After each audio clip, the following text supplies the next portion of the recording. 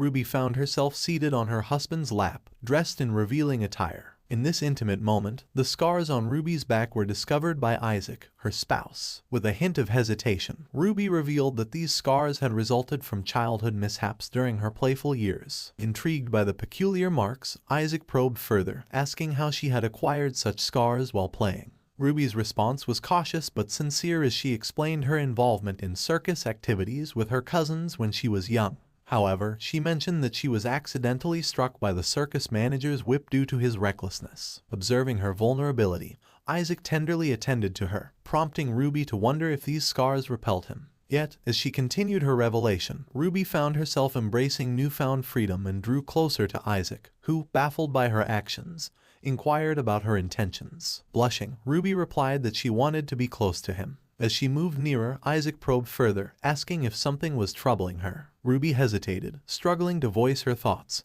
but Isaac interrupted her, offering reassurance that her past held little significance. He then proceeded to don his own attire and reclined on the bed. Beside him, Ruby couldn't shake the feeling of guilt for her earlier deception. As Isaac rested without reproach, she realized she needed to make amends. She hesitantly apologized to Isaac, expressing that she never meant to keep this from him. Intrigued, Isaac questioned her, prompting Ruby to admit her embarrassment about her past as a troublemaker. She didn't know how he'd react, so she had lied. She promised not to lie again. Isaac silenced her with a tender gesture, grasping her hand and pulling her closer. He assured her that it wasn't about that. He drew her into an embrace, their closeness kindling a warm blush on Ruby's cheeks. Puzzled by her behavior, Isaac remarked that he had noticed her seem to hold her breath when they were together. Her gaze met his, and Ruby responded that she was glad he believed her. Ruby felt a sense of relief but still wondered why he had forgiven her so readily this time. She asked hesitantly if he didn't hate her, to which Isaac's response left her slightly perplexed. He inquired whether it would be more worrisome for her if he did. Ruby couldn't help but find his answer somewhat enigmatic. She sighed and softly replied that if he was planning to stay there, could she go outside? Isaac's grip tightened around her, and he responded firmly with a no. She ventured further, asking if she could sleep beside him that night. Isaac's answer was casual, instructing her to do as she wished. As she lay beside him, Ruby couldn't help but admire her husband's slumbering form, his handsome features accentuated by repose. Her thoughts wandered as she whispered to herself, contemplating her abilities and her hesitation. She wished she could be more like Césaire or her family, with a clear purpose, feeling less alien and uncertain. In the quiet of the night, Ruby whispered her final words, bidding him good night. At night, amid the turmoil of people's cries and their escape from a raging fire, a woman stood on a terrace, her determination unwavering. An approaching figure was met with a smile by Ruby, who conveyed her anticipation of his arrival. Ruby's words were imbued with hope as she addressed the figure known as Isaac. Traces of blood marked his face, and his anger was palpable as he demanded an explanation for the situation. "What is the reason?" inquired Isaac. In response, Ruby, maintaining her confidence, retorted without revealing specific details, "Could you not discern it?" Frustrated by her seemingly evasive response, Isaac accused her of offering unfounded excuses and suggested an alternative course of action she could have taken. Acknowledging his point, Ruby conceded, "You're right, I could have confided in someone and betrayed my family." She smiled and added, "But I made this choice." However, her smile faded as she disclosed a troubling truth. "My cunning brother orchestrated the Princess of Omerta's murder solely because of her marriage. It was a bizarre situation. He instructed me to maintain a passionless marriage, but I could not comply." The dramatic exchange continued, with Isaac expressing shock at Ruby's admission about his sister's murder. Her motives remained shrouded in mystery, but she hinted at a lack of animosity toward Isaac's sister. Furthermore, it was revealed that she had taken the Holy Grail from Isaac, and they were technically still married due to an unsigned marriage annulment. The tense confrontation escalated as Isaac presented a blood-stained sword, and Ruby accepted it with defiance, as if it were a wedding gift, seemingly resigned to her fate. Isaac exclaimed in disbelief, "You've deceived me all this time, even killed my family, and yet you dare to claim we are still married." Ruby responded with a voice tinged with irony, "That is what validates our legitimate marriage, our dramatic conflict. I dreamed of turning this wretched place into a sea of blood every day. Did you know that you helped make that dream a reality?" Isaac declared his willingness to do anything for Ruby, to which she admitted, with a hint of remorse, "I'm sorry, I have spent my life testing you, seeing if you'd stay by my side until the end." She briefly closed her eyes and said, "This is the last wish of someone on the brink." Don't hesitate, I love you. Suddenly, Ruby awoke, her mind racing. She voiced her wonder at the peculiar dream she had just experienced. Isaac inquired if she had had a nightmare, and Ruby questioned his wakefulness. Isaac proposed the idea of sharing a meal and regularly visiting the Holy Temple, surprising Ruby. She was taken aback and speculated about Isaac's motives, pondering if they were related to their first night together and if there was a concealed agenda involving the temple and Borgia's spies. Ellen appeared and mentioned having heard about their plan to visit the Holy Temple with Isaac. Ruby hesitated but forced a smile, confirming the accuracy of Ellen's statement. Ellen then revealed that letter is from Manhwa. Cardinal Valentino thought it should be delivered to you directly. Ruby was taken aback by this unexpected development. In a state of shock, Ruby gazed at the letter. Ellen, with concern, inquired about Ruby's well-being, asking if Ruby was not feeling well. To this query, Ruby responded with gratitude, expressing that she was indeed feeling unwell. She thanked Ellen for her concern. Later, in the garden, Ruby occupied herself by plucking a flower. Ellen observed that Ruby had been spending a considerable amount of time with Princess Arian recently. Ellen suggested that Ruby should consider visiting the palace, as she believed that Her Majesty would be delighted to have her there. Ruby hesitated before responding, seeking Ellen's opinion on the matter. Ellen reassured her, saying that she should pursue her desires without needing permission. She offered to accompany Ruby if she wished. Excitedly, Ruby asked if Ellen would truly go with her, to which Ellen affirmed her willingness. Ruby contemplated her desire to accompany Ellen to the Holy Temple, all the while worrying about potentially upsetting Her Majesty. She reflected on her past actions and her concerns regarding the priest of Erendil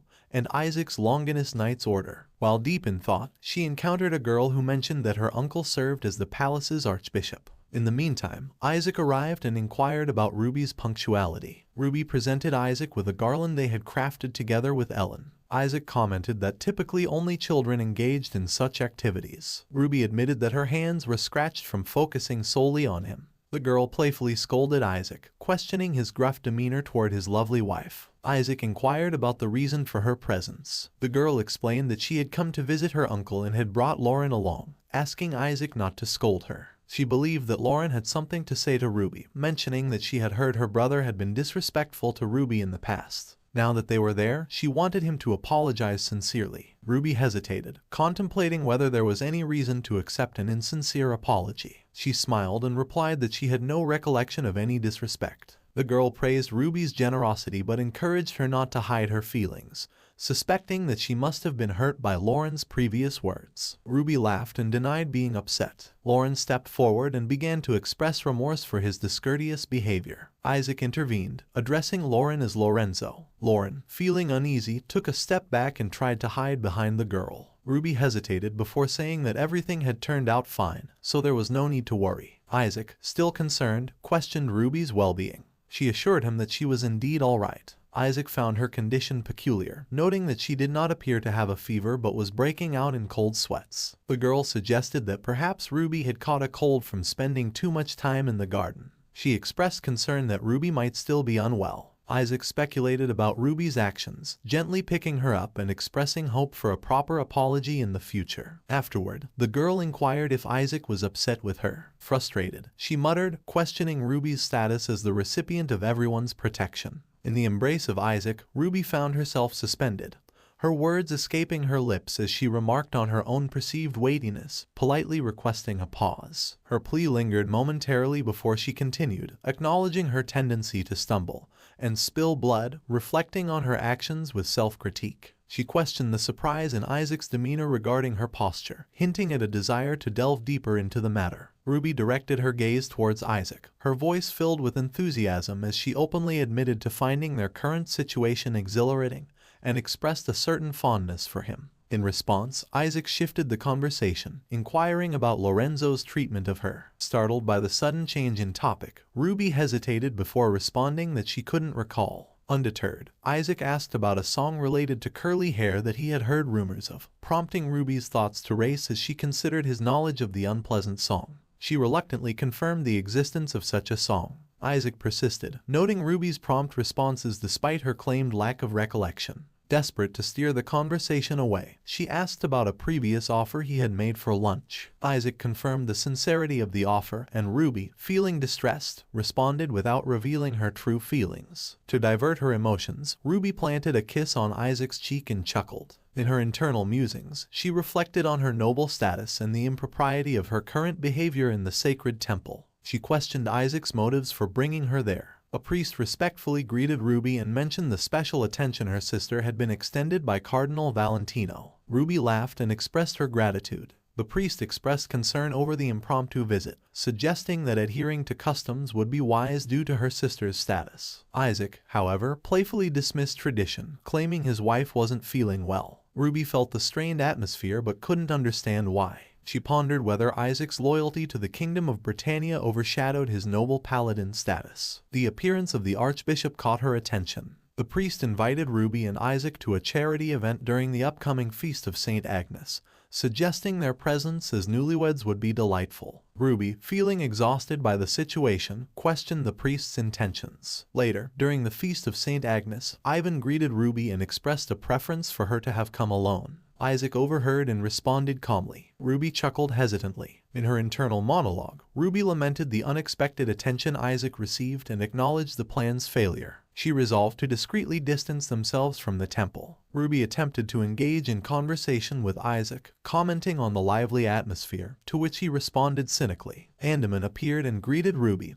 prompting a cheerful acknowledgement from her. Isaac's reaction was less favorable, and Andaman offered to fetch drinks for both of them. Ruby suggested she would also go, citing curiosity about a stone statue. Isaac questioned her actions, and Ruby assured him with a playful response. Isaac observed her silently, and Ruby couldn't resist asking if something was bothering him. With a smile, Isaac reassured her that nothing was amiss. Ruby's contemplations revolved around Isaac and his actions as he bent down to remove an item attached to her shoe. She expressed her curiosity aloud, prompting Andaman to respond, mentioning a suspicion about it being pomegranate juice. Ruby then made an observation about the liquid resembling spilled coffee, paralleling her own mishaps, which surprised Andaman. Ruby continued with her thoughts, suggesting humor in the situation. After a moment of hesitation, Andaman chuckled and admitted to occasionally sympathizing with the stone statue. The Honda ceremony, undergone by all of Erendel's apprentice paladins at least once, and its tendency to cause nosebleeds while standing still,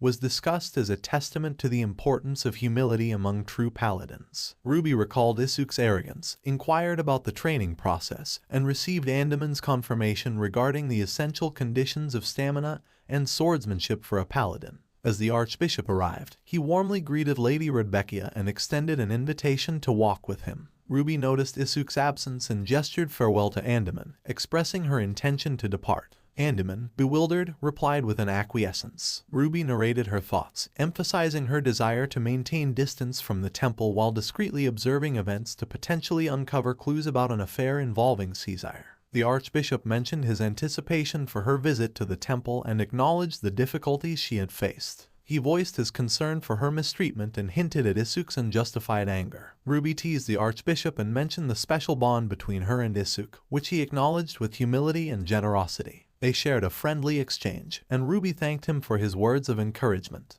The Archbishop shared his past experiences, including a pilgrimage to Ramagna and his association with a Franciscan monastery, leading Ruby to contemplate the implications of a connection between him and her family. Shifting the conversation to the Duke, the Archbishop expressed his happiness at the Duke's safe return and inquired about the resolution of issues related to the Hameln estate. Ruby wondered about Isek's repeated presence and whether he suspected her of sharing gossip with the Archbishop. Ellen redirected Ruby's attention, suggesting the hiring of a new dedicated maid. Ruby was taken aback by the proposal, and Ellen elaborated on the idea, emphasizing the need for a maid without family ties. Freya endorsed the proposal, mentioning Marquis Puriana's connections and offering her assistance in the hiring process. Ruby saw this as an opportunity to avoid preconceived notions, considering her recent arrival. Freya offered to provide introduction letters for potential candidates, while Ellen advocated for younger candidates, and Freya argued for more mature individuals, considering Ruby's preferences. Suddenly, Freya's cough and spilled drink startled both Ellen and Ruby. Freya found herself on the ground after a tumble, and Ruby gallantly extended her hand to offer assistance. Ruby gently urged against panic, advising her not to succumb to fear. Blood trickled from the corner of Freya's mouth, but she managed a faint, enigmatic chuckle. Suddenly, Isaac materialized and rudely pushed Ruby aside, instructing Ruby to move. He initiated a detoxification process, activating a small panel on his hand to heal her, urgently calling out for Ivan. Meanwhile, Lorenzo assailed Ruby, voicing his long-standing suspicion that this charade would eventually unravel, revealing an act of feigned innocence. An unknown figure suddenly intervened, launching a retaliatory attack against Lorenzo, causing him to crumple to the ground. The newcomer quipped about Lorenzo's temporary lapse of senses, bowed deferentially, and implored Lady Rebecca for forgiveness. A commanding knight's voice echoed through the tumult, urging everyone to make their way to the temple swiftly, as lingering was perilous. Andaman acted swiftly, scooping up Ruby and guiding the people to safety while commanding the immediate blocking of Zone B. Suddenly, a monstrous creature materialized, and Andaman exclaimed at the breach of the temple, expressing disbelief that such abominations had infiltrated. Ruby later recalled that the tightly sealed door had reopened after what seemed like half a day. Fortunately, Freya had survived, but the truth regarding the poison incident remained elusive, with the person who had offered them wine having vanished without a trace. Following these events, the Duke approached Ruby and inquired about suspicions regarding Lady Freya's poisoning. Ruby responded thoughtfully, indicating her belief that Lady Freya had been the intended target from the outset. She noted that she and Ellen had also consumed the wine but suffered no ill effects. The Duke clarified that it wasn't poison but rather magok solution, a blend of magic stone and Holy Spirit stone, used as a lure in demon summoning. He mentioned the stringent process and relic license required to possess magok and revealed that all the magok stones stored within the temple had been accounted for. He turned to the Archbishop, implying the implication that the culprit was within their ranks. Ruby narrated with a touch of bitterness that now that everyone knew who was behind the incident, they would undoubtedly assume she was the orchestrator. Ruby recounted the historical narrative of the Borgia family's assassination with an air of secrecy, alluding to her own notoriety tied to her lineage. She further divulged that the Archbishop happened to be none other than Freya's uncle, making her a likely suspect if any fingers were pointed her way. The Duke, however, made it abundantly clear that he would not tolerate anything that implicated his daughter-in-law. He recognized Ruby as an Omerta family member, asserting that she need not justify herself, only to request any information she might possess. In response, Ruby found herself at a loss for words, acutely aware of the prevailing sentiments. She understood that many believed her actions stemmed from jealousy towards Lady Freya, fueling her inclination towards such a heinous act. The Duke swiftly dismissed these baseless claims and attempted to console Ruby, assuring her that he had not meant to inquire in such a harsh manner. Nonetheless, Ruby privately reflected on the pervasive suspicions surrounding her. Being the Pope's daughter, many speculated she could have access to the coveted magok stone at any time or have passed it to an accomplice in advance. The Duke, attempting to make amends, acknowledged his previous remarks and reiterated his respect for his daughter-in-law. He urged Ruby not to cry. Ruby mused on the fact that, despite her father's perspective, to others, she would always remain a stranger. She lay on her bed, contemplating various hypotheses. If the attack had been driven by resentment from the temple or the Furiana family, they must have acquired the magok stone from the black market, given its illegal status. Suspicion had swiftly fallen on her following Freya's injury. Ruby considered who stood to benefit from these circumstances and concluded that the motive might be tied to her relationship with her husband.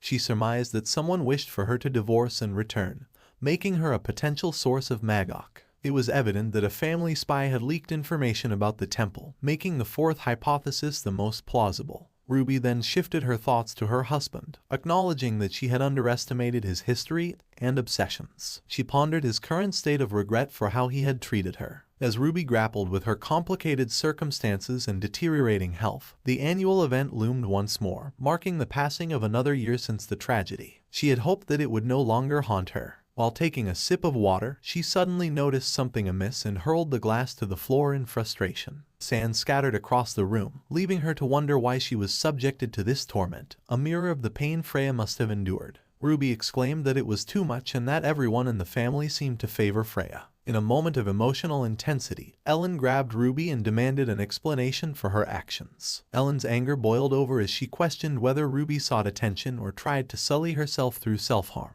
Ellen confronted Ruby's apparent death wish and implored her to die quietly if she so desired. Ruby, with a rare display of vulnerability, confessed that this was the only aspect of her life she could control. Ellen was left in stunned silence, apologizing and exiting the room. Upon reflection, the injuries inflicted by habitual vomiting occupied Ruby's thoughts. The discovery of hidden harm stemmed from her close self-examination. Contemplation led her to ponder whether this newfound awareness hinted at a previous encounter with a similar ordeal, or if it related not to her but rather to Ellen. Following this inner contemplation, Ellen mentioned that a visit to the temple had been requested, suggesting they should go. Ruby's mind raced with thoughts of whether the Archbishop sought her presence, potentially in connection to the attempted poisoning of Freya. After a brief pause, Ruby agreed, expressing her gratitude to Ellen. Further musings led Ruby to consider the possibility of Cesar's involvement in the incident, raising the likelihood of the Archbishop's role as a spy. If this were true, he would be implicated in harming his own cherished niece. Memories of past visits with Isuk resurfaced, albeit distant ones, leading her to question Isuk's apparent indifference towards her. These doubts prompted thoughts of a necessary face-to-face conversation. Meanwhile, Lorenzo and Andaman engaged in an unnoticed conversation, which Ruby surreptitiously eavesdropped on.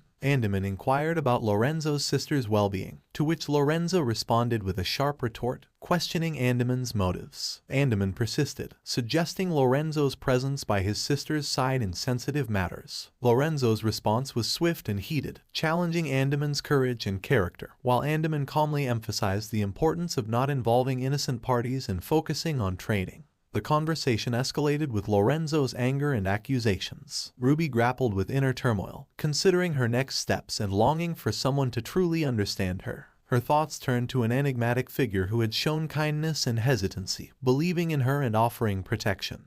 And she wondered why this person felt different from everyone else, giving her a glimmer of hope. Suddenly, Ruby's attention was diverted by a sound, and Popo appeared. Overwhelmed with emotion, she called out to him, expressing concern about their proximity to the temple and her physical discomfort. Popo, without a word, carried Ruby on his back and began to run. Surprised and grateful, Ruby questioned whether Popo was taking her with him. As they fled, she whispered, contemplating her potential disappearance and its impact on others, ultimately deciding to go with Popo. Ivan presented a small mirror to Isaac, remarking that his ferocious counterpart's daily torment might remain unfathomable to those with a conscience. He questioned the possibility of simply closing one's eyes. In response, the mirror was shattered by Isaac, who retorted that concern had never been solicited. Ivan persisted, suggesting that the manifestation of 3 days without sleep could only be a protest against inner worries. Isaac replied, "That's in the past." Ivan commented that her sudden disappearance remained inconclusive, with the city guard responsible for the search. He mentioned the criminal portrait prepared as instructed by Princess Ellen.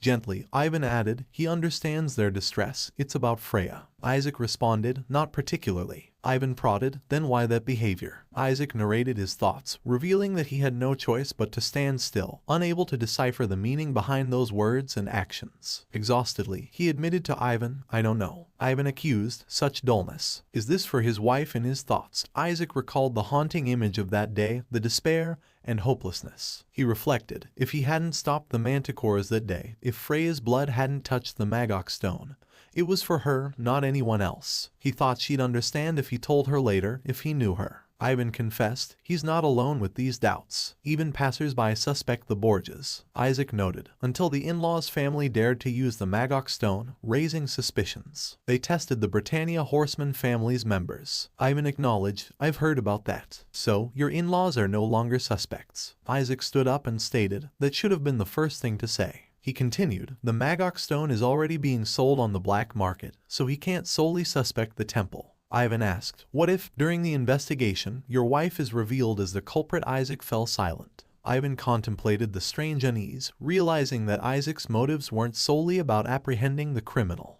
If the Temple of Ramagna or anyone linked to his wife were implicated, it was to be eradicated without a trace. Ivan posed the question, "What if your wife is the culprit?" Isaac replied, "I don't care. It doesn't matter. Ivan couldn't discern any emotion in Isaac's eyes, only a twisted, fanatical belief. He pondered, does it make sense to claim it has nothing to do with it, Freya? Nobody else, she nearly died. How can he not connect his wife to this? Suddenly, a paladin rushed in and reported, Sir Isuk, Princess Alenia's message has arrived.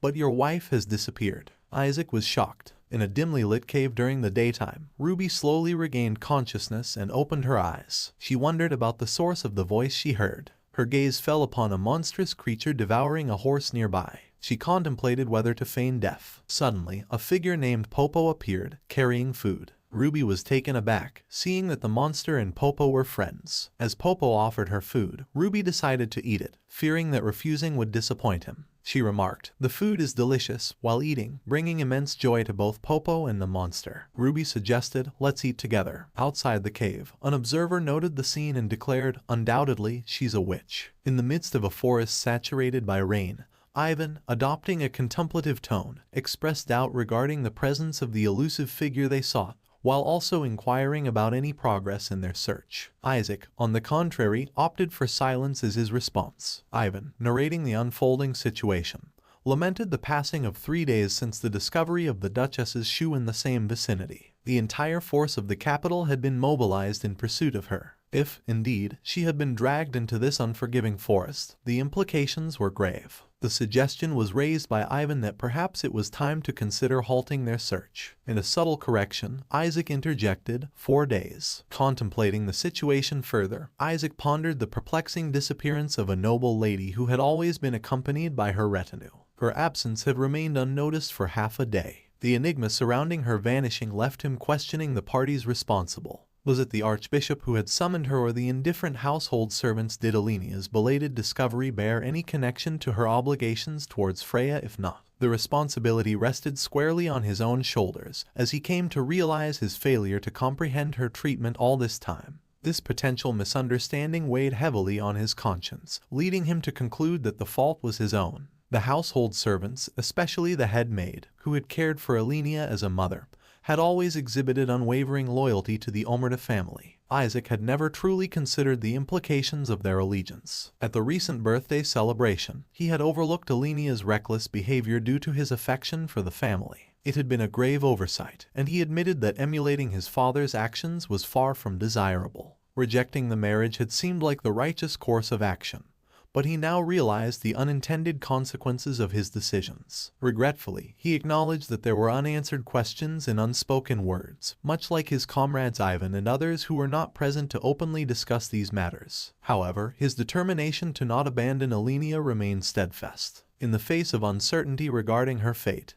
he clung to the faintest glimmer of hope. As hope dwindled, he found solace in prayer, wondering what hidden truths lurked in the depths of the night when all else lay dormant. The elusive nature of these thoughts bore heavily upon him. Interrupting his reverie, a knight approached and addressed him as Sir Isaac. Ivan sought to learn the knight's purpose, prompting the revelation that they had encountered a poacher who had been uttering strange words upon regaining consciousness. Suspicions arose that he was attempting to evade capture. The poacher quickly interjected, vehemently denying any such intentions and instead referring to Isaac's age. Ivan turned to the knight, seeking clarification, and discovered that the poacher was alluding to the Banshee, a mythical entity whose mournful cries were said to foretell impending doom. A sense of foreboding pervaded the atmosphere as the poacher and his companion voiced their apprehensions about confronting the witch with just the two of them. They resolved to retreat and summon their comrades. Suddenly, a beast materialized behind them, sending shock coursing through both men. During the radiant daylight hours, a profound sense of joy radiated from Ruby as she exclaimed her sheer amazement at the breathtaking abundance of fruits that surrounded her.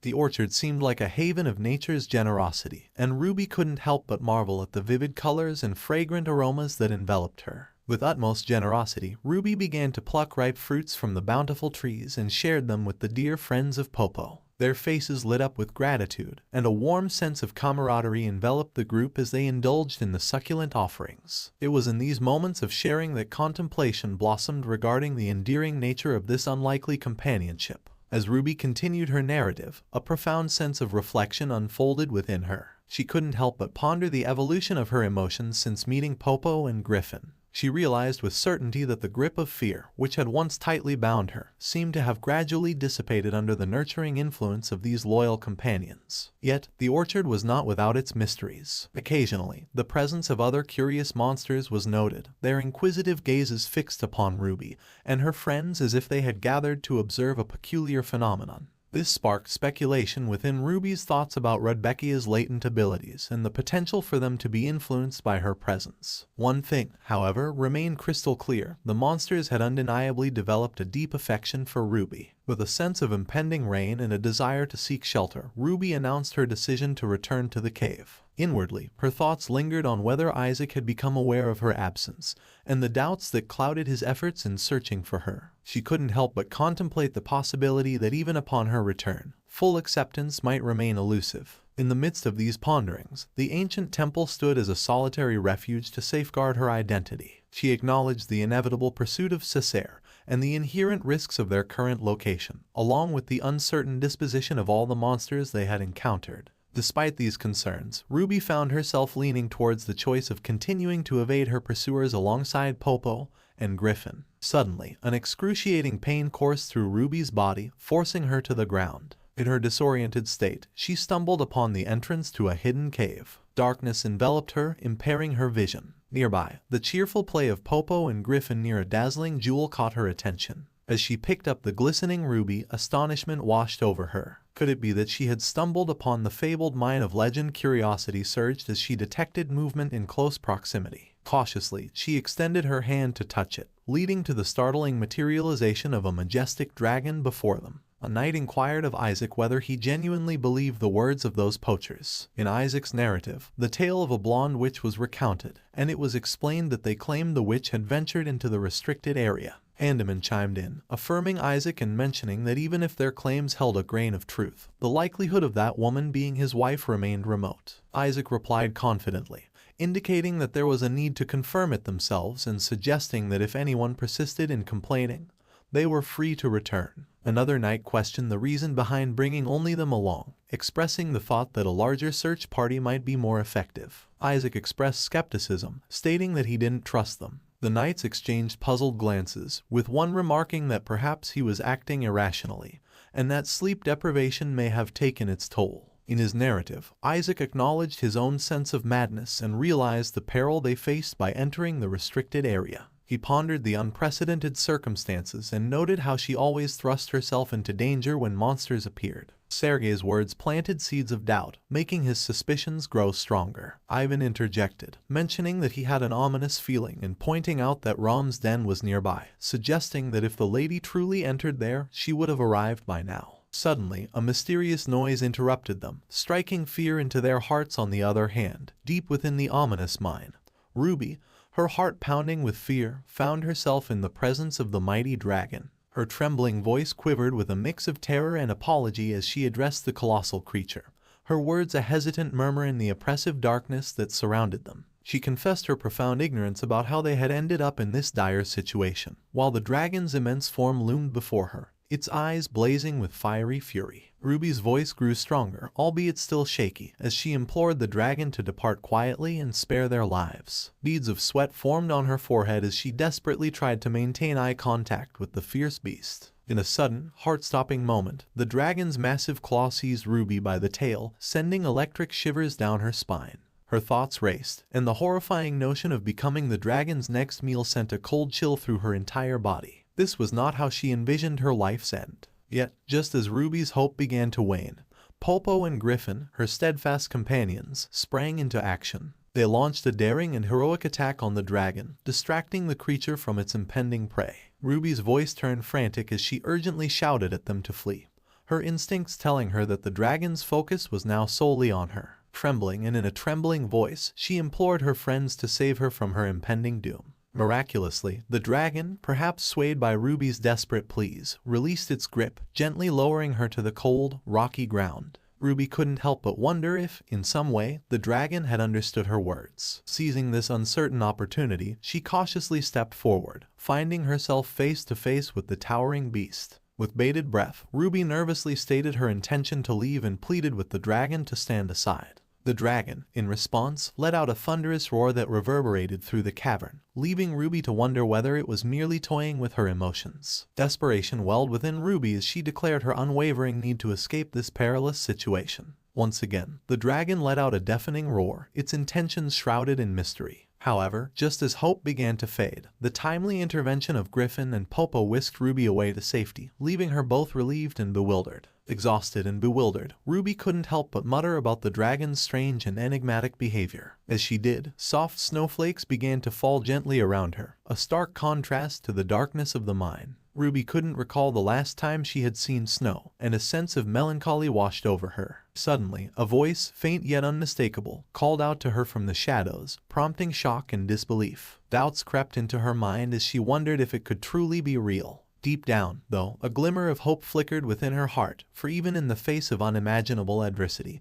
there was still room for the extraordinary to unfold. Isaac and Ruby found themselves facing each other, their eyes locked in an intense gaze. Ruby's astonishment was palpable as an exclamation left her lips, questioning the unexpected presence of Popo and Griffin, who bristled with anger. In response, Isaac's hand firmly grasped his sword as he issued a stern warning, urging them to maintain distance. Ruby's voice carried a sense of urgency as she pleaded for them not to approach and implored to be left alone. A contemplative silence enveloped Isaac as he attempted to bridge the emotional gap between them. His mind raced with memories of their past encounters, each tainted by the web of lies Ruby had spun, always hidden behind her warm smile. He wondered how different things might have been if he had probed deeper, understanding the extent of her suffering and discomfort. Had fear of him always lingered within her, or had she ever truly felt at ease? Ruby, still anxious, raised her voice once more, instructing them not to move. Her thoughts raced as she started to run, contemplating a desperate desire to escape her current existence. She pondered the haunting memories of her past, trapped in a world where the line between illusion and reality blurred.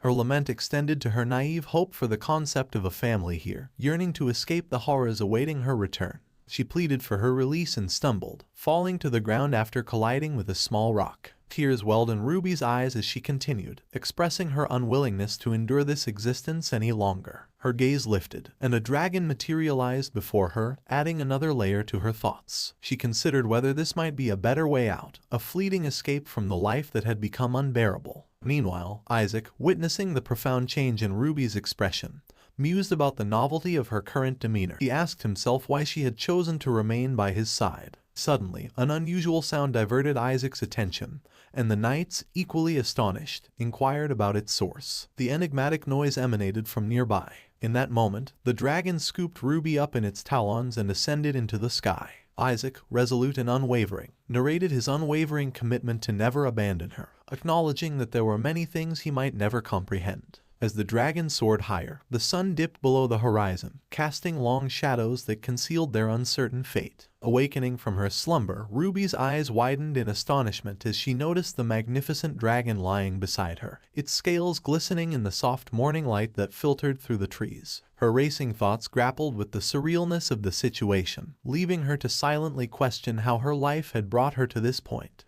Her contemplations led her to consider the enigmatic dragon's presence and whether it had played a role in her survival. Its eyes held a depth of wisdom that belied her understanding, making her wonder if it was attempting to convey some form of solace or guidance. As Ruby's mind wandered, she couldn't help but reflect on the fate of her loyal companions, Popo and Griffin, who had risked everything to assist her in the past. The realization that she might have sustained an injury during her fall added a layer of concern to her thoughts. It was then that she examined a curious mushroom she had found, speculating on its potential use for her wound. Summoning newfound courage, Ruby reached out to the peculiar dragon, the warmth of its scales contrasting with the cool forest floor beneath her. She murmured words of acknowledgement, recognizing the uniqueness of their unlikely encounter. Suddenly, the tranquil moment was shattered by the abrupt appearance of Isaac, his inquiry about her hiding place slicing through the serene atmosphere. The dragon's menacing advance, its mighty roar, and Isaac's fiery accusations left Ruby feeling cornered and vulnerable. Desperation welled up within her as she implored for a halt, fearing for the dragon's safety and feeling a heavy weight of responsibility. In an impulsive attempt to divert Isaac's aggression, Ruby hurled the mushroom at his face, her heart pounding with anxiety about the unknown consequences of her actions. Regret quickly washed over her as she apologized for the force behind her throw. She then turned her attention back to the dragon, urging it to cease its hostility. Her mind raced with questions, uncertain about the reasons for Isaac's stillness and the dragon's role in this intricate web of events. Ruby, her thoughts woven into a tapestry of emotions, conveyed her bewildered state in the face of unfolding events and the enigma surrounding their motives. She delved into a profound contemplation about the plausibility of her unintentional departure, though the daunting challenge of persuading him loomed large in her mind. The weight of her admission pressed heavily upon her as she confessed her innocence in Lady Puriana's ordeal. The skepticism she expected in response hung in the air, and tears welled up in her eyes as she continued, unwittingly summoning those otherworldly creatures herself. Her plea carried an undertone of desperation, coupled with an unwavering commitment to accept any punishment that might come her way. Thus, she implored, even if it meant returning to Manhwa. In an unexpected turn, Isaac's fingers gently brushed against Ruby's face as his voice assumed a calm, reassuring tone. He offered a heartfelt promise not to let anyone brand her as a witch any longer, accompanied by a sincere apology. Ruby couldn't help but be intrigued by Isaac's sudden change of heart, recalling vividly how he had once despised her and considered her nothing more than a nuisance. She silently pondered whether he had conveniently forgotten that he had fervently wished for her disappearance. Isaac's response took a surprising twist as he suggested they head home, leaving Ruby momentarily stunned. As the dragon began to doze off, Isaac's embrace enveloped Ruby, offering words of solace that echoed through the cool evening air. Overwhelmed by a surge of emotions, Ruby found herself unable to stem the tide of her tears. She reflected on the torrent of feelings that swelled within her, impossible to conceal, especially as she faced him for the first time, cradled in his warm yet slightly awkward embrace. In this precious moment, as the falling snowflakes settled around them, everything seemed to be gradually finding its place, like the pieces of a jigsaw puzzle coming together. Ruby, with her warm embrace and a concerned tone each time a fever was encountered, was the one who displayed such affection. The query regarding the choice to linger there, trapped in misery, prompted a confession of uncertainty. The deepest thoughts were voiced to a sister, yearning to understand if life could have unfolded differently with someone's confidence. A desire for a happier existence lingered, akin to an unspoken plea. One morning, as the room was awoken in, doubts lingered about whether he had truly been revived. Contemplation remained about remaining in that place, hesitant to move forward. Ellen, sensing unease, inquired about well-being. Reassurances were offered, though the air between them remained heavy. After a moment of silence, regret was expressed for having pressured on that fateful day. The guilt was dismissed, with insistence that it was all in the past. Ellen's regret stemmed from the guilt she carried for her mother's suffering, who had borne wounds on her arms during her final year. Her mother's health had deteriorated, and the trauma of witnessing her decline had left an indelible mark on Ellen. Her mother had pleaded with her not to reveal the truth to anyone, even at the cost of her own life. Ellen confessed that only a select few knew about her mother's illness. Consideration was given to how her mother's shadow had loomed over her, shaping her into the person she had become. Sharing the desire to confide in a husband about this revelation prompted Ellen's understanding. Surprisingly, a query arose about the existence of an older sister, catching off guard. However, it was quickly dismissed as mere nonsense. As the discussion continued, mention was made of Seo Yirong's reappearance, a hidden figure for so long. Durendal had descended into chaos, and preparations had been made to address this emerging situation. It was evident that freedom to venture out alone would soon be lost. Pondering whether actions had unintentionally triggered these events persisted, although Isaac had remained silent on the matter. Ellen conveyed news about a collapse near the Dragon's Forest, where gemstones had been discovered. Her brother contemplated rewarding those responsible for the find.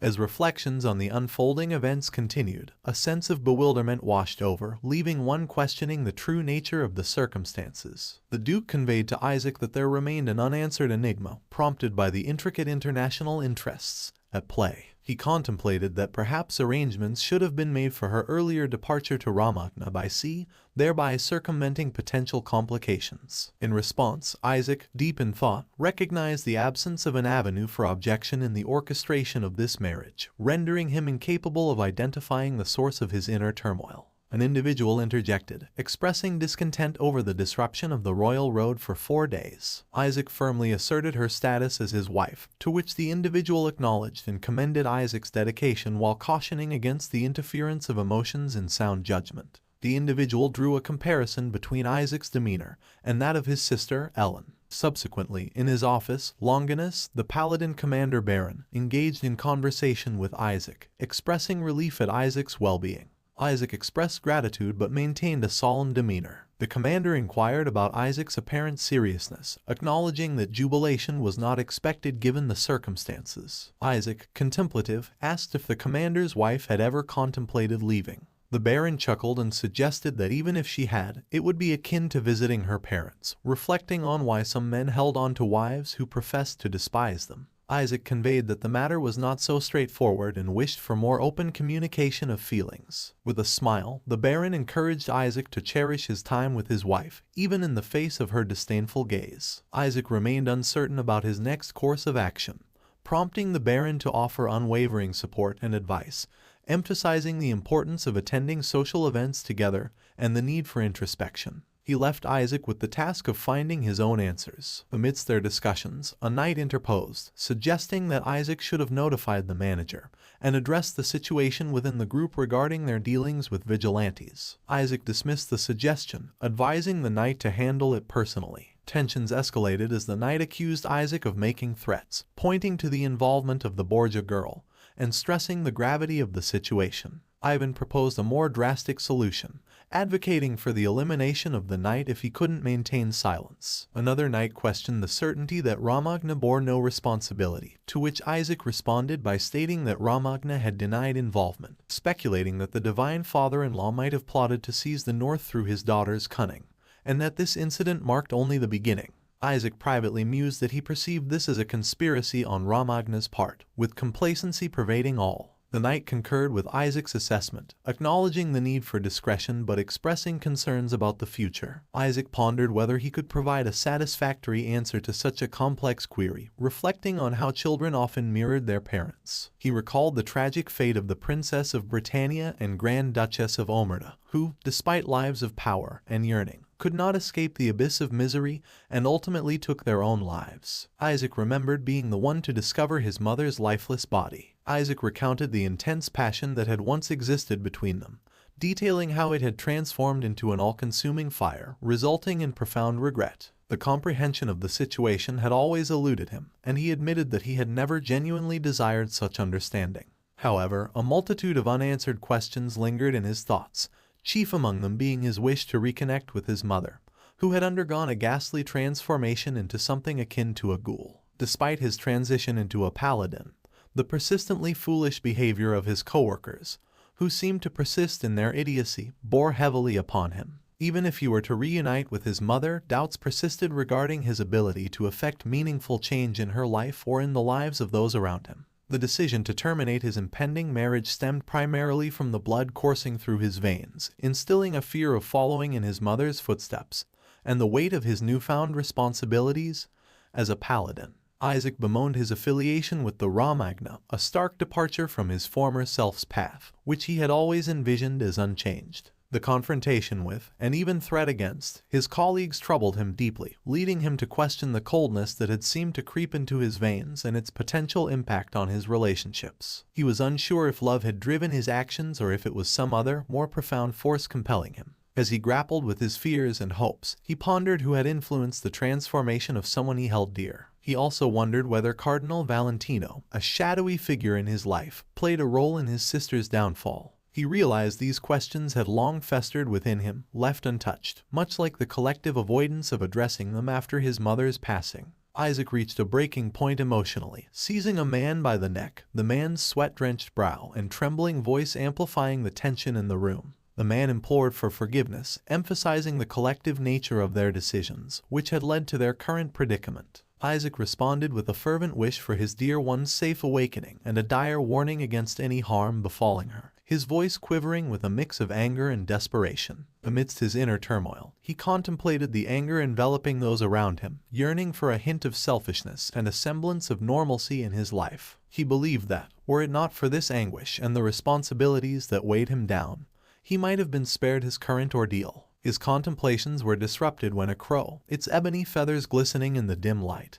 delivered a letter to a man, prompting him to read it with increasing curiosity, especially concerning someone named Ruby. The suspicious man, leaning in closer to his companion, lowered his voice as he conveyed the details of the 4-day search they had undertaken. His eyes darted around, ensuring no one overheard their conversation. In response, the other man leaned in, showing genuine concern, and admitted to being unsure about the contents of Nari's writings but was relieved to have heard that she had made it home safely. As the man continued speaking, he gazed out the window, his thoughts dwelling on the events of the past days. He elaborated, explaining that Nari's agitation stemmed from the situation itself, and he couldn't help but notice how greatly perturbed she had been by the unexpected turn of events. His companion, nodding in agreement, leaned back in his chair, deep in thought. Well, he mused, a clown drama is meant to have this sort of amusement, but this seems different. The man couldn't help but add more context to his earlier remarks, his voice tinged with regret. She's always been such a docile lady, he admitted, and who could have predicted it would cause such a commotion? I initially thought it was refreshing. You know, considering that you're her brother-in-law. The narrator of this story delved into the complexities of the brother-in-law's role, revealing how he had often felt discarded, like a scrap of paper. However, this time, things were different. He mentioned the formidable opposition he faced, including his own father, who had dispatched Ruby, and the northern Paladin, who claimed to be wed to his sister. The audacity of Ruby's marriage was an affront, and he couldn't shake the feeling that something about this clown drama felt sordid and unsettling. The suspicious man questions whether he can continue exercising his rights in his field despite certain circumstances. The other man responds, expressing frustration and implying that the first man has always been meticulous until he decided to pursue his own path. In Ruby's room, the doctor, a kindly figure, relayed his advice in a reassuring tone. He emphasized the importance of a healthy diet for her swift recovery, urging her to take daily strolls to regain her strength. Ruby, in her introspection, contemplated the full 10 days of her illness and the mystery surrounding the events. It seemed that aside from those who had accompanied her in Frostwood, no one else appeared to be privy to the details. In the tranquil garden, while sitting at the tea table, a group of children, their eyes wide with curiosity, approached Ruby with their questions about dragons in Ramagna. Ruby hesitated, her mind racing for an appropriate response. Just then, Isaac and his fellow knight, dressed in polished armor, approached. Ruby's heart races as she sees Isaac, realizing it's the first time since a significant event. She reflects on her emotions. Ivan respectfully greets her as Princess Ari, highlighting her good fortune. Ruby greeted everyone warmly, expressing her pleasure at seeing them and her concern for their well-being. Internally, she acknowledged her fear that they might still harbor animosity towards her from a past incident. Suddenly, Ruby's leg trembled, and she lost her balance, falling into the strong, supportive arms of Isaac. She expressed her gratitude towards him with a glance. Isaac expresses concern for Ruby's well-being and advises her to rest. Ruby, in turn, addresses a group of people and expresses her genuine delight at seeing them, acknowledging the hardships they've faced due to her actions. Little Lee enthusiastically asks for cake, displaying her innocence and eagerness. Ivan, the responsible figure, advises her to be mindful of her manners, especially in front of others. Lee, however, remained defiant, drawing the attention of everyone present. Isaac, standing closer to Ruby, couldn't help but remark that she had received excellent care. Ruby, taken aback by Isaac's words, began to contemplate their implications, her heart pounding with uncertainty and curiosity. Thinking about the past event when Isaac escorted her back home, Ruby's mind drifted to the moment of her departure. A radiant gemstone had been bestowed upon her by the dragon, its facets shimmering like stars in the night sky. In the present, her gaze fixated on the glistening jewel, and a whirlwind of thoughts stirred within her. She traced her fingers along the gem's smooth surface, feeling the energy it held within. Could this gemstone be the very one gifted to her by the majestic storm dragon? She pondered silently. The gem seemed to pulse with a subtle, otherworldly glow, reinforcing her suspicions. With a sense of gratitude, Ruby expressed her thanks to Isaac, her words filled with sincerity and warmth. She extended the offer for him to keep the ruby, recognizing that it held a significant connection to their shared adventure. Acknowledging her gesture, Isaac replied in acceptance, his eyes reflecting a mix of appreciation and curiosity as he carefully pocketed the precious gem. As they sat together at the dining table, the aroma of the meal filled the room, making Ruby's stomach growl with anticipation.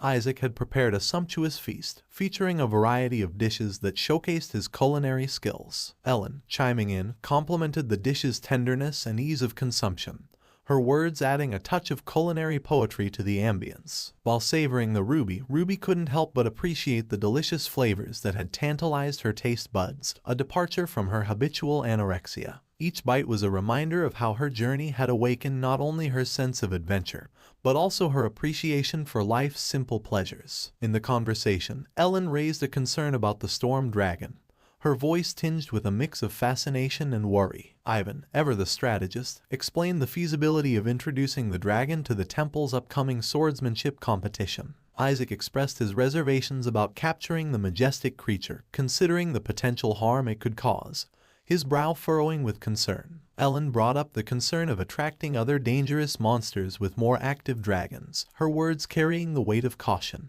A young girl, who had been quietly observing the conversation, sympathetically interjected, expressing pity for the dragon. Ruby silently concurred, reflecting on how the storm dragon had awakened because of her, a thought that weighed heavily on her conscience. Sensing Ruby's condition, Isaac inquired about her well-being and her fatigue, his concern evident in his gentle tone. Ruby explained that Sergei had advised her to limit her physical exertion, leaving her with limited mobility, her voice filled with a mix of frustration and resignation. Though he understood, Isaac found himself pondering why he always seemed to be in her company. Reaching out, Isaac gently held Ruby's hand, the contact a comforting reassurance of their connection. He expressed relief at her good health, his eyes softening with a hint of vulnerability, and Ruby couldn't help but contemplate the fragility of the moment and the consequences of any mistakes. Changing the topic, Isaac inquired about Ruby's friends who had escaped with her. Ruby recounted her encounters with Griffin in the forest and Popo at the horse racing festival,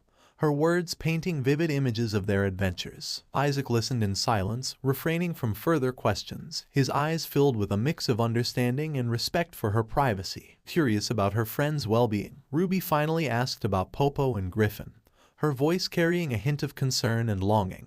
Isaac reassured her that he had released them once he knew she was safe, prompting a sigh of relief from Ruby. Yet, Isaac continued to probe, asking if there was anything else she wished to share, especially regarding her time near the temple. He expressed a desire to learn more about her, his curiosity piqued by the enigmatic aspects of her journey. In the evening, Ruby found herself comfortably nestled in Isaac's lap, her attention fully captured as he shared his insights. In an indirect manner, it was observed that all creatures, including the formidable dragon, had once been nothing more than golden-breasted cubs. Even demons and entities bearing an uncanny resemblance to gold possessed a monster-like essence with only a slightly altered texture. These creatures, such as the ill-tempered monster bastard and the enigmatic undead species, held their own complexities. Reflecting on Isaac's words, Ruby pondered that the creature encountered in the forest differed significantly from Popo. It exuded an undeniable sense of danger. Conversely, the monsters that approached her exhibited more animalistic traits. Recollecting the incident from her first day at that place when the torch extinguished and she glimpsed the specter, Isaac informed her that it belonged to the undead species, despite appearing rather unintimidating and lacking in intellect. Inquiring about the peculiar boat spotted in the palace pond resembling the creatures, Ruby sought guidance from Isaac, who, while maintaining a sense of secrecy, responded, "This is the first time encountering someone like Ruby." Choosing to keep this knowledge concealed for the time being, advice on discretion was given. Contact with these creatures should be avoided, as they may potentially serve as allies in fleeing this place. Nevertheless, their true intentions continue to remain shrouded in uncertainty. Contemplating her concerns about Isuk's perception of her abilities, Ruby wondered whether she hailed from another world, endowed with these extraordinary gifts. Isaac posed a question, asking if she wished to inform her family, to which Ruby, taken aback, quickly declined. Isaac reassured her, "Then, Ruby, let our secret remain guarded between us for now." She inquired about his colleagues, and Isaac confidently replied, "They wear heavy disguises, so there's no need to worry." Unbeknownst to Ruby, she pondered Isaac's determination to put her at ease, suggesting that he might genuinely be on her side. Suddenly, a memory resurfaced in Isaac's mind where he had addressed Lorenzo, inquiring about the events that had transpired and the reason behind the disturbance caused in his vicinity, along with the nature of what had been revealed to his spouse. Lorenzo, visibly shaken, struggled to articulate a response, claiming ignorance. Isaac's fury surged, culminating in a forceful action as he pushed Lorenzo to the ground and administered a resounding slap to his face. With unwavering determination, he issued a stern warning, stating, "Lorenzo, heed my words carefully. Any future attempts to approach my wife will result in severe consequences, without hesitation." During the daytime, preparations were underway, keeping servants, maids, and various other individuals occupied. Ruby found herself contemplating the purpose behind all this activity. Duke, noticing Ruby's perplexity, made a remark, indicating that he was being treated as though his days were numbered. Ruby pondered why everyone's attention was focused on her, remaining unaware of the underlying reason. Isaac initiated a conversation with Ruby about the garden's beauty, inquiring if she had a preference for the lush grass. Ruby responded, mentioning the distinctiveness of this place compared to the south, with its captivating rugged charm. Isaac asked about southern gardens, to which Ruby provided details, explaining that they were abundant in flowers with a greater emphasis on blooms than trees. She mentioned features like cages, fountains, and even small waterfalls, which housed many exquisite and rare birds. Isaac likened it to an amusement park, to which Ruby playfully replied, acknowledging the delightful spectacle. She also noted the enchanting natural beauty of the current surroundings, comparing it to being in a forest, a sentiment with which Isaac concurred, emphasizing the abundance of greenery. Inwardly, Ruby was startled, contemplating her responses and carrying the weight of knowledge. Ellen joined the conversation, remarking on the previous desolation of this place and expressing her belief that the recent changes were for the better. Duke, however, voiced his reservations, suggesting that these alterations might be occurring too frequently. Ellen retorted, asking him to take action if he was dissatisfied, which left Duke feeling unheard. Ruby's thoughts drifted as she considered her father's perspective and his responsibility for maintaining order in Ramagna. She acknowledged that change could indeed pose challenges. Duke turned his attention to Ruby, commenting on her significantly improved health. Ruby expressed her gratitude for everyone's care, and the Duke urged a swift resolution to any remaining major issues, emphasizing Ruby's comfort. Ruby felt a slight shift in her surroundings and, shortly afterward, a cheerful girl introduced herself as Rona. Ellen explained that Rona was a child recommended by a relative, still quite young, with tender hands, and would be a great help. Ruby thanked Ellen, appreciating the gesture, and Ellen confessed that this should have been done sooner. She and her brother believed that having young servants would be more comfortable for Ruby, gradually increasing the staff in the future. Ruby acknowledged the advantage but found it challenging to adapt, relieved that she no longer needed to bribe Lucille. She warmly greeted Rona, offering her best wishes for success in her future service. Rona pledged her dedication and vowed to give her best effort. Ellen advised Rona that she would become busy quickly, assisting Ruby in preparing for the Gladiator Fight Festival banquet. Ruby inquired about the nature of the banquet, and Ellen revealed that it was an exclusive event in Ruby's honor. Rona would help with Ruby's attire, eliminating the need for concern. Ruby was somewhat astonished and exclaimed, questioning if she was truly the center of attention. Ellen confirmed it, assuring Ruby that if any issues arose, her brother would take responsibility. Ruby hesitated, reflecting on the nuances of her social standing, realizing that after Freya, her reputation had likely diminished. Hosting a banquet in her name under these circumstances left her perplexed.